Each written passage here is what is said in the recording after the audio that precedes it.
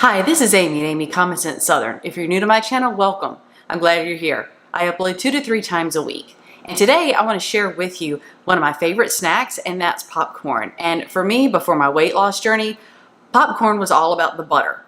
But I have to do better than that if I'm going to still eat popcorn and be in my WW budget and be on my weight loss journey. So I don't like air popped popcorn. I still need oil, but I can't drizzle on all that butter. If I'm going to take away the butter, I need to replace it with something else. So if you want to see how to make a really wonderful, delicious, satisfying popcorn recipe, stay with me.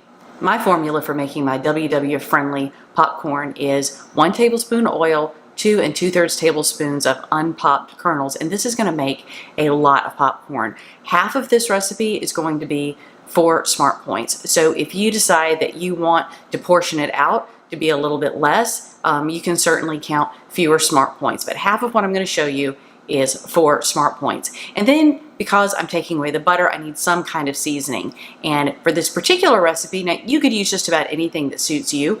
I'm going to use Old Bay seasoning. I love Old Bay seasoning, and it kind of reminds me a little bit of a brand of potato chips that I used to love that used Old Bay seasoning, and they were called crab chips. So I call this my Delmarva popcorn.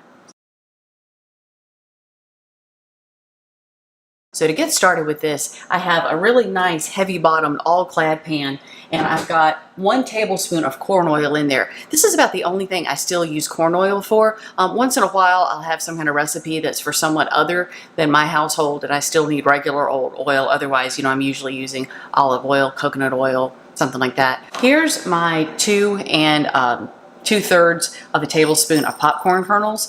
And to get 2/3 of a tablespoon of popcorn kernels, you really just have it a little bit more than half full. And then I've got my Old Bay seasoning. There's nothing better than just some good old plain Old Bay seasoning. So I'm going to go ahead and mix in a tablespoon of this Old Bay seasoning into my popcorn kernels, and I'm just going to stir that up a little bit. Now, the way that I know that this oil is hot enough is I'm going to I left out just a few kernels of the popcorn, and I'm going to put it in there and put the lid on.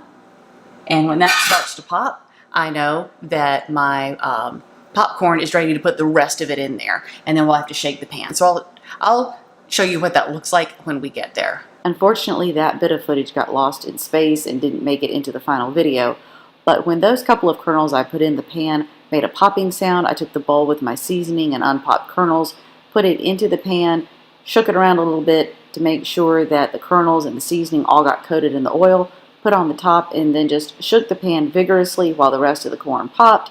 And then you want to take that off the heat as soon as you stop hearing the popping, just like you would microwave popcorn, or else it's going to burn. But it's really important to shake the pan constantly so that the bottom layer keeps moving and you don't have popped kernels sitting on the bottom of the pan burning.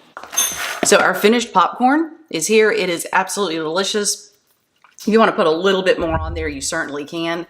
But there's the popcorn.